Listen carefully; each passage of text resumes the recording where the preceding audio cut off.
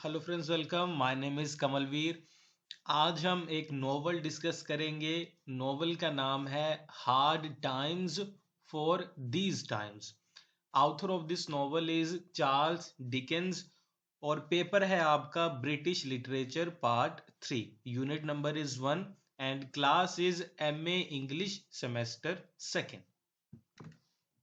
So first thing, book का publishing year क्या है? तो नॉवल पब्लिश हुआ कंप्लीटली 1854 में। लेकिन ये मैं आपको बता दूं, ये नॉवल है, ये एक मैगजीन के थ्रू पब्लिश हुआ। The novel was published as a serial in Dickens weekly publication household words. तो डिकेंस की एक आप कह लो पत्रिका है, एक मैगजीन है। उस मैगजीन का नाम है हाउस होल्ड वर्ड्स। इस मैगजीन में ये आप कह लो कि वीकली इस नॉवल का एक एक पार्ट पब्लिश करते रहे। तो 1 अप्रैल 1854 को आप कह लो कि फर्स्ट पार्ट पब्लिश हुआ, फिर नेक्स्ट वीक सेकंड, फिर उसके बाद नेक्स्ट वीक में। तो इस तरीके से 20 वीकली पार्ट्स इसके पब्लिश हुए, यानी कि 20 हफ्तों तक ये नॉवल डेली डेली नहीं सॉरी वीकली इसमें नॉवल का एक एक पार्ट पब्लिश होता रहा। The story is set in the fictitious Victorian industrial Coketown।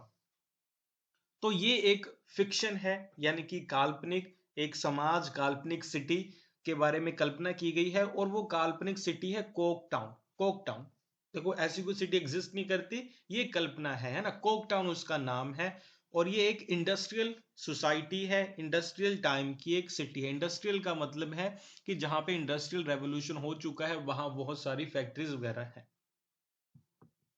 The title of each book are related to Galatians. Galatians आप यहां पे मान के चलो कि बाइबल से जुड़ा हुआ, ठीक है, बाइबल से जुड़ा हुआ। तो बाइबल से जुड़ा हुआ कह लीजिए कि आप एक कोटेशन है, फ्रेज है, वो है for whatsoever a man soweth that shall he also reap. हमारे यहाँ पे आप कह लो सिमिलर एक कहावत है, आपने सुनी होगी, आपके घर में यह अक्सर बातें होती होंगी। बड़े बात करते हैं कि जो आप बोते हो वो आपको काटना पड़ता है, कि नहीं? हमारे यहाँ पे कर्मा की बात होती है कि जैसा करोगे वैसा भरोगे। तो वो वाली उसी फ्रेज से, उसी सोच से, आइडिया से इंस्पिरेशन लेके ये जो नॉवेल्स है, इसके आप कह लो 3 पार्ट्स हैं। एक जो प्रॉपर नॉवल है वो 20 वीक्स में पब्लिश हुई, हर एक वीक इसका एक एक छोटा छोटा पार्ट पब्लिश करते रहे, और इसे 3 पार्ट्स में डिवाइड किया, टोटल को 3 पार्ट्स में, 3 बुक्स में। फर्स्ट बुक कहा जाता है सोइंग, आप कह लो कि कुछ आप बीज रहे हो, जहां पे मतलब कहानी की शुरुआत, कि जो आप बीज रहे हो, जो कर रहे हो। फिर सेकंड पार्ट का इन्होंने नाम रखा है रीपिंग, यानी कि अभी आप उसे काट रहे हो। फिर थर्ड है गार्नरिंग। गार्नरिंग गार्नरिंग का मतलब होता है कि आप कुछ बना रहे हो, पहले आपने बीजा फिर काटा, अभी उससे कुछ आप नया बना रहे हो, या फिर अगर कोई काटने के बाद प्रॉब्लम आ गई तो उसे भी सॉल्व करने की कोशिश कर रहे हो। इस बुक में जिस सिटी की बात हुई वो कोकटाउन है, आपको मैंने बता दिया। और इसका टाइम पीरियड क्या है? Mid 19th century. Mid 19th century की बात हो रही है। टाइम कौन सा है? इंडस्ट्रियल रेवोल्यूशन का टाइम है। ओके, और साथ ही एक्सप्लोइटेशन हो रहा है जो लेबर है उसका, क्योंकि आपको पता है कि इंडस्ट्री में लेबर का एक्सप्लोइटेशन होता है कि नहीं, वो सारी चीजें हो रही हैं। तो सबसे पहले अभी हम कैरेक्टर्स की बात करेंगे। So first and most important character of the book is Thomas ग्रैडग्राइंड।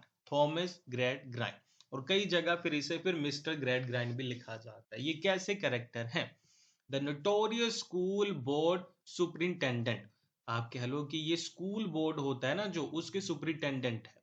Okay, only concerned with cold facts and numbers. इनका मानना है कि बच्चों को पढ़ाना है। देखो ये स्कूल बोर्ड के सुपरिंटेंडेंट है, यानी कि आप कह लो कि सिलेबस करिकुलम यही सेट करेंगे, यही बताएंगे कैसे पढ़ना है कैसे नहीं पढ़ना, और आपको पढ़ाएंगे भी। आप मान के चलो कि स्कूल के एडमिनिस्ट्रेटर भी हैं, और डीन भी हैं, प्रिंसिपल भी हैं, और टीचर भी हैं। मतलब ऐसा इनका वहां पे स्टेचर है, ऐसा इनका पोजीशन है।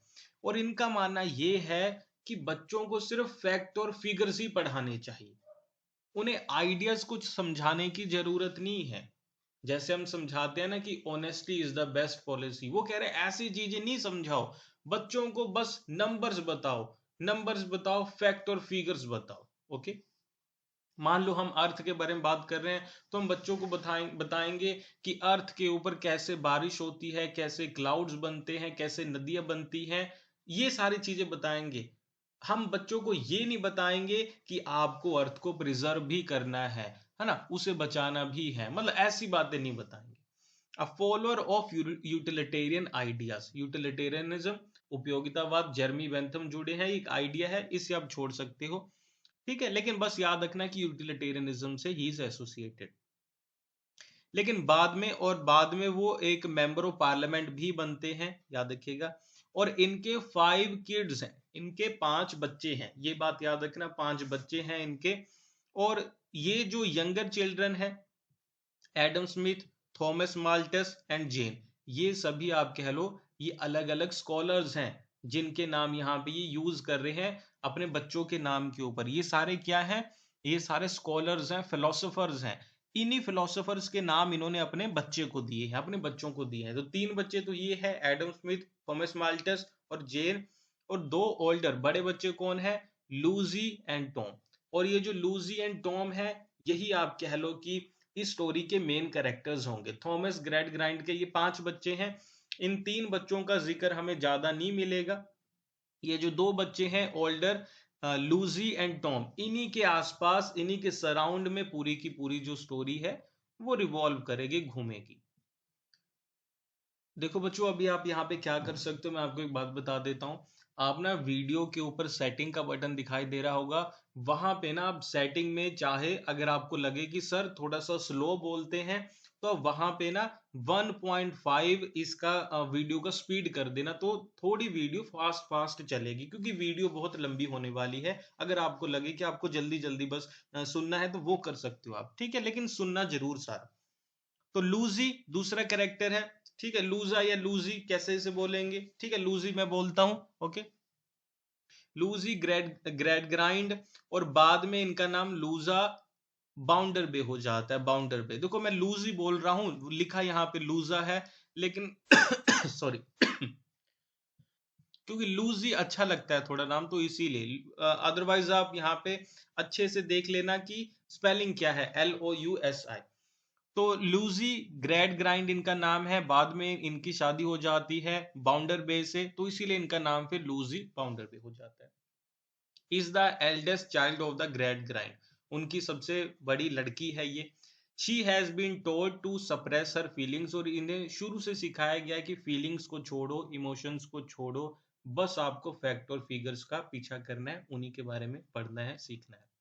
आफ्टर हर अनहैप्पी मैरिज, देखो इसकी मैरिज हो जाती है बाउंडर बे के साथ। आगे जाके आपको पता चलेगा कि बाउंडर बे इससे डबल एज क्या है।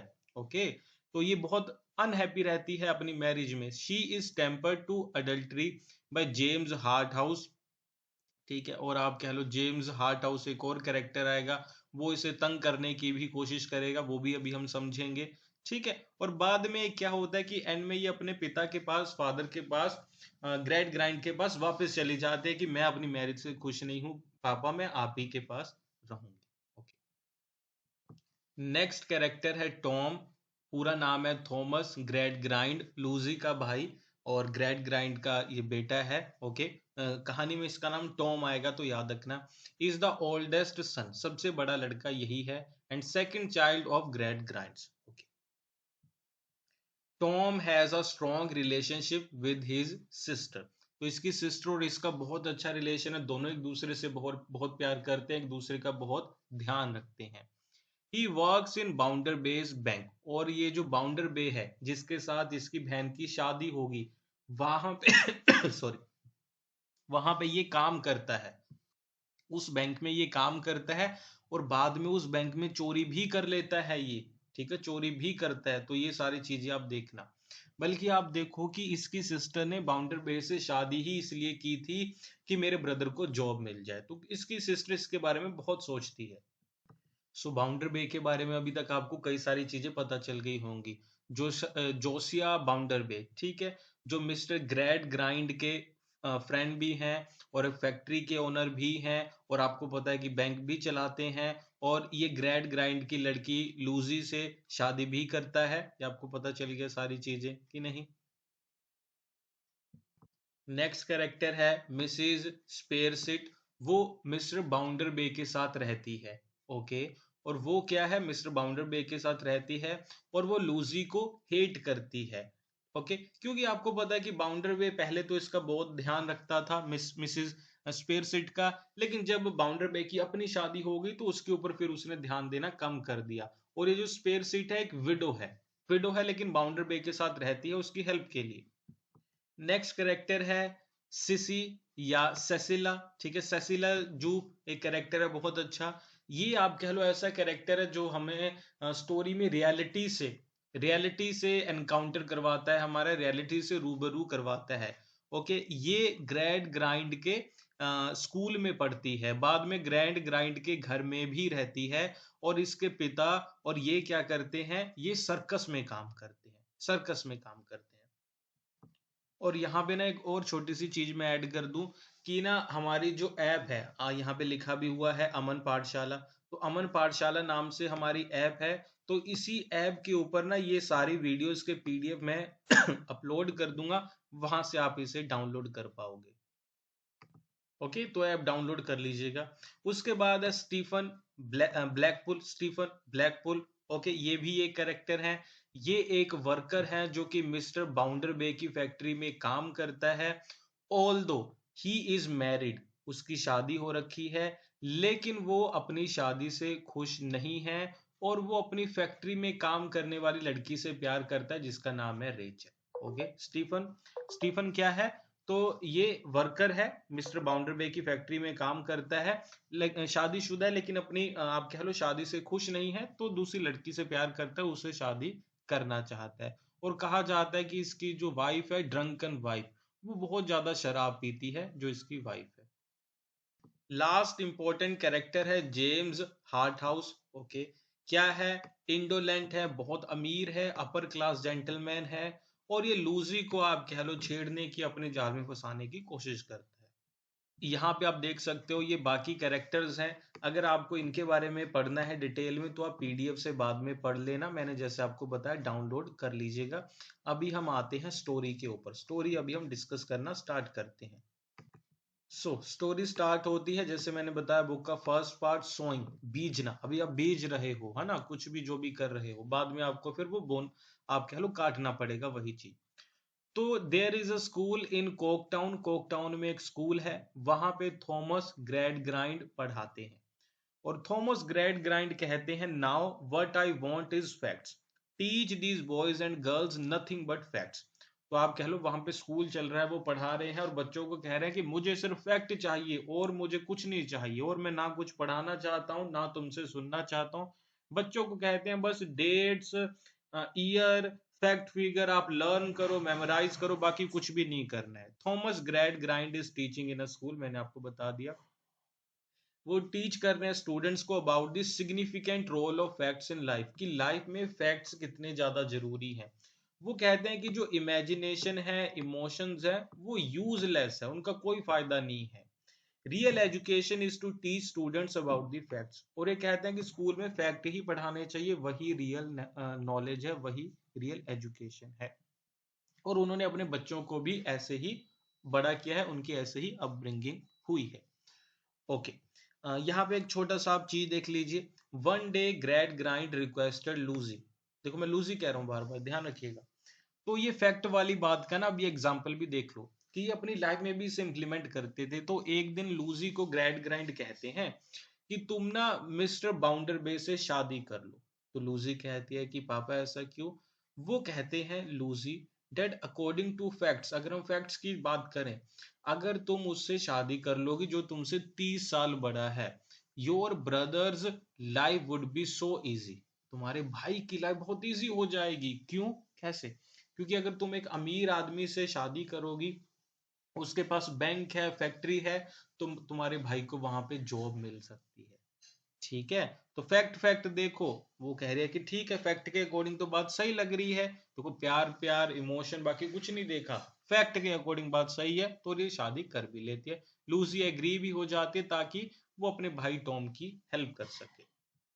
नेक्स्ट क्या होता है, सीजी, मैंने आपको बताया, सीजी लूसी से पूछती है कि तुम बाउंडर बे से शादी क्यों कर रही हो, क्योंकि वो तो इतनी ज्यादा एज का आदमी है। वो कई आर्गुमेंट देते हैं कि तुम खुश नहीं रहोगी, इतनी ज्यादा एज का है वो, ये सारी चीजें। लेकिन लूसी उसके सारे आर्गुमेंट रिजेक्ट कर देती है और उसके सामने फैक्ट की बात करती है कि फैक्ट देखो कि मैं अमीर बन जाऊंगी, मेरा भाई अमीर बन जाएगा। लूजी क्या होता है, इवेंचुअली शादी कर लेती है मिस्टर बाउंडरबे के साथ। Louisa and Tom started living in Mister Bounderby's home, और वो होता ऐसे ही है, लूसी और टॉम दोनों मिस्टर बाउंडरबे के घर में रहना शुरू कर देते हैं। बाउंडरबे उसे नौकरी भी दे देते हैं, टॉम को।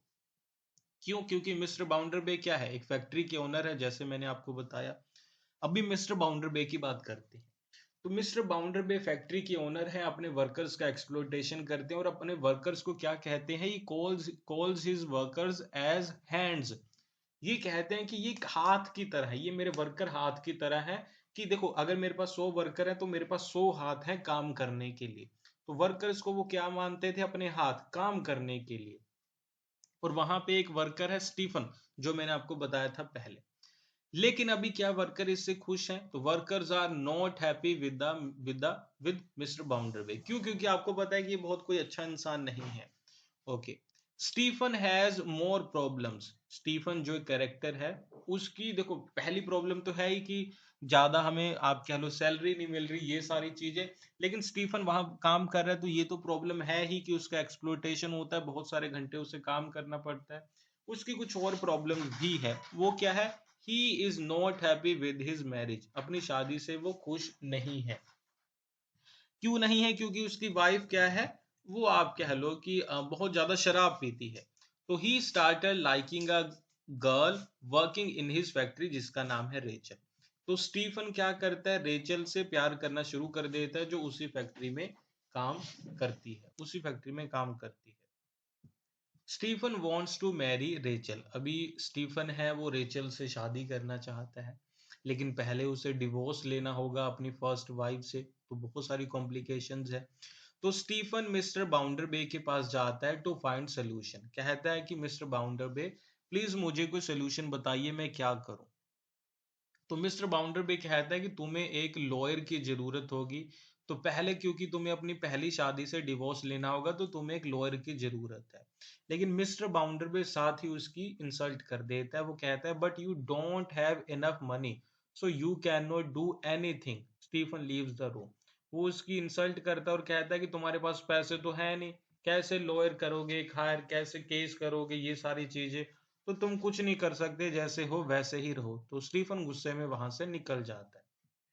सो अभी नेक्स्ट हम करते हैं मिस्टर बाउंडर बे के बारे में। तो an old lady comes to him outside the Mister Bounderby home. तो मिस्टर बाउंडर बे के घर के बाहर एक ओल्ड लेडी है। ओके, ओल्ड लेडी है।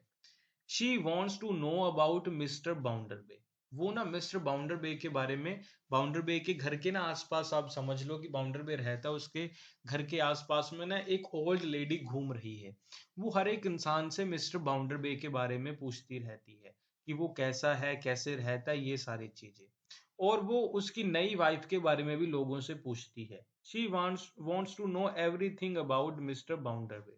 वो बाउंडर बे के बारे में हर एक चीज जानना चाहती है, बहुत क्यूरियस है, पता नहीं क्यों। अभी she wonders near his house all the time. और सारा दिन वो लेडी इसके घर के आसपास में ही घूमती रहती है। याद रखना, बाद में बताऊंगा कि ये लेडी है कौन। ओके, अभी टॉम की बात कर लेते हैं। तो टॉम, जो कि लूजी का भाई है, अभी काम कर रहा है फैक्ट्री में, बैंक में भी। तो Tom becomes lazy and entraps himself he traps himself in debt. अभी टॉम के पास जॉब आ गई, तो वो गैम्बलिंग करना शुरू कर देता है, जुआ खेलना शुरू कर देता है, शराब पीना शुरू कर देता है। तो वो बहुत सारे डेट में, कर्जे में फंस जाता है। देखो, जॉब तो आ गई लेकिन बहुत कर्जे में फंस जाता है टॉम। सो अगला कैरेक्टर है जेम्स हार्ट हाउस, जैसे मैंने आपको बताया था। तो जेम्स हार्ट हाउस की बात करते हैं।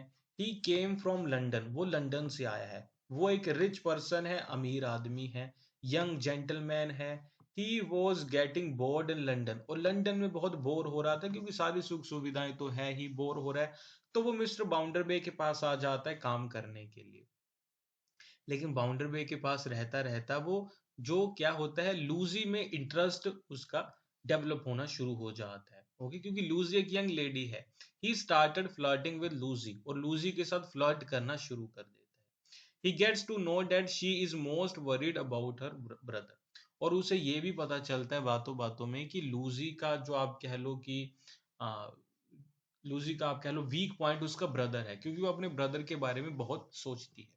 तो जेम्स हार्ट हाउस क्या करता है, उसके भाई के साथ दोस्ती कर लेता है, टॉम के साथ दोस्ती कर लेता है। नेक्स्ट करेक्टर मिसेस स्पेरसिट, अभी ये क्या स्टोरी में कर रही हैं ये हम बात कर लेते हैं। वो क्या है, शी इज अ विडो, मैंने आपको बताया था।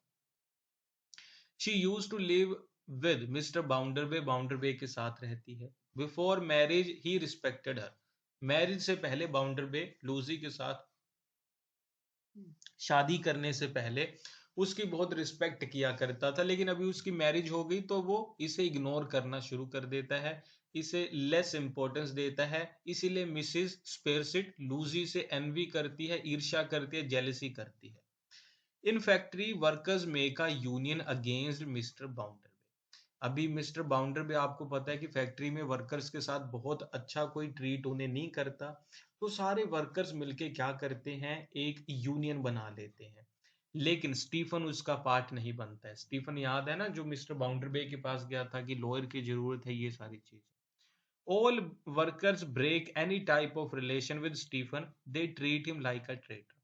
क्योंकि अभी देखो स्टीफन है तो एक वर्कर ही, लेकिन स्टीफन को जरूरत है मिस्टर बाउंडरबे की, तो इसीलिए स्टीफन क्या है, हिस्सा नहीं बनता है यूनियन का, क्योंकि अभी वो दोनों चीजों में फंस गया है। अगर यूनियन का पार्ट बन जाएगा तो मिस्टर बाउंडरबे उसकी हेल्प नहीं करेगा।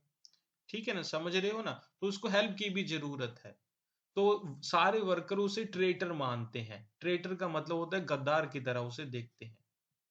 सो एक दिन क्या होता है, मिस्टर बाउंडरबे इनवाइट करता है स्टीफन को कि आओ हम कुछ बात करते हैं अबाउट द यूनियन।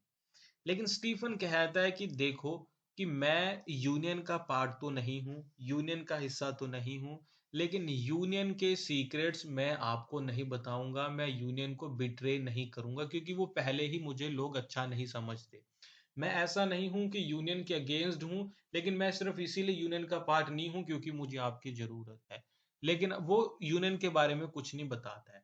तो गुस्से में आकर के मिस्टर बाउंडरबे फायर कर देता है स्टीफन को, कंपनी से, फैक्ट्री से निकाल देता है। वहीं पे लूजी खड़ी थी। लूजी वो standing there, she feels sympathetic for him. Louisa को आप कह लो सिंपैथी आती है। लूजी देखते हैं कि यार ये कितना गरीब इंसान है, इसकी वाइफ कोई बहुत अच्छी वाइफ नहीं है, इसको दूसरी लड़की से प्यार है, ना ये यूनियन वाले इसे ट्रेटर मानते हैं। मिस्टर बाउंडर बे इसकी हेल्प नहीं कर रहे, बल्कि मिस्टर बाउंडर बे ने इसे निकाल दिया फैक्ट्री से। तो उसे देख के बहुत दया आती है। She took her brother and go to Stephen. वो अपने भाई को, टॉम को साथ लेके बाद में स्टीफन के पास जाती है, और स्टीफन को she gives him some money, और उसे ना कुछ पैसे दे देती है कि तुम अपना खुद का कोई काम शुरू कर लो, फैक्ट्री से अगर तुम निकल गए हो। अभी टॉम क्या कहता है, Tom tells something in Stephen's ear. He said Stephen that meet me at the bank. और उसकी बहन ने तो पैसे दे दिए कि अपना काम कर लो, लेकिन टॉम क्या करता है, स्टीफन के कान में कुछ फुसफुसाता है, कुछ छोटी सी बात कहता है, और कहता है कि मुझे बैंक के पास मिलना शाम को या कल को सुबह जद मर्जी, तो बैंक के पास मुझे मिलना। तो स्टीफन के कान में टॉम ने ये कहा। स्टीफन मान लेता है, तो Stephen goes near the bank, bank के पास चला जाता है, वहां पे खड़ा रहता है। That night bank was robed, और उसी रात क्या होता है, बैंक में चोरी हो जाती है, रोबरी हो जाती है। सभी लोगों का डाउट किसके ऊपर जाएगा, स्टीफन के ऊपर, क्योंकि स्टीफन वहीं पे खड़ा हुआ था, है ना। सभी लोग सोचते हैं अभी स्टीफन ने बैंक में चोरी की है। ठीक है। क्यों? क्योंकि स्टीफन वहां खड़ा हुआ था, लेकिन स्टीफन को बुलाया किसने था, टॉम ने। तो ये ऑब्वियस है कि टॉम स्टीफन को फंसाना चाहता था। रियलिटी में जो बैंक में चोरी की थी वो टॉम ने की थी, लेकिन टॉम ने जानबूझ के स्टीफन को वहां बुलाया ताकि सबका शक स्टीफन पे जाए कि वो वहां पे खड़ा हुआ था, क्योंकि उसको फैक्ट्री से निकाला है तो उसने गुस्से में जानबूझ के चोरी की होगी। लेकिन चोरी टॉम ने की थी, जैसे मैंने आपको बताया, वो बहुत सारे डेट में था, बहुत सारे कर्जे में था। ओके, सो नेक्स्ट पार्ट में हम देखते हैं one night Louisa was alone in the home. Louisa घर में अकेली थी। मिस्टर बाउंडरबे दूसरे टाउन में गए हुए थे। जेम्स हार्ट हाउस, वही लड़का जो लंदन से आया है, वो घर में आता है। He was kind of depress, वो डिप्रेस था लूजी के लिए, और वो लूजी को प्रपोज करता है, ठीक है, कि तुम मेरे साथ चलो, मुझे तुम्हें कुछ बताना है। लूजी उसे कहते हैं कि ठीक है कि मैं ना तुम्हें किसी दूसरी प्लेस पे मिलूंगी, मैं घर में तुमसे बात नहीं कर सकती। तो लूजी उसके साथ चली जाती है। वहीं पे खड़ी थी मिसिस स्पेरसिट। मिसिस स्पेरसिट सारी बातें सुन रही थी। लूजी जाती है जंगल में, मिसिस स्पेरसिट उसके पीछे पीछे जाती है। ओके, जंगल में वो बात कर रहे थे दोनों, कौन कौन, लूजी और जेम्स हार्ट हाउस, और एक पेड़ के पीछे खड़ी हुई सुन रही थी, कौन, मिसिस स्पेरसिट। ओके, ठीक है, तो अभी होगा क्या, बात क्या होगी वो मैं आपको बताता हूँ। अभी वहां पे क्या बातें हुई ये हम नेक्स्ट स्लाइड में देखेंगे। पहले ये देख लो इसके रेpercussions क्या होते हैं, यानी कि कॉन्सिक्वेंसेस क्या होते हैं। लूजी क्या करती है, अपने पिता के पास जाती है, वहां से जंगल से सीधा अपने पिता के पास गई, थॉमस ग्रैडग्राइंड के पास, and tells that my life is full of sorrow, कि मैं बहुत दुखी हूँ। दुखी हूँ क्यों, क्योंकि आपकी फैक्ट्स वाली थ्योरी की वजह से। ओके, क्योंकि मैं फैक्ट फैक्ट के पीछे भागती रही, मिस्टर बाउंडरबे से शादी की, लेकिन सारी चीजें बहुत बुरी हो रही हैं, मैं बिल्कुल खुश नहीं हूँ। Facts education made my life worst, वो कह रहे हैं कि फैक्ट वाली बात नहीं, मेरी लाइफ को बहुत बुरा बना दिया।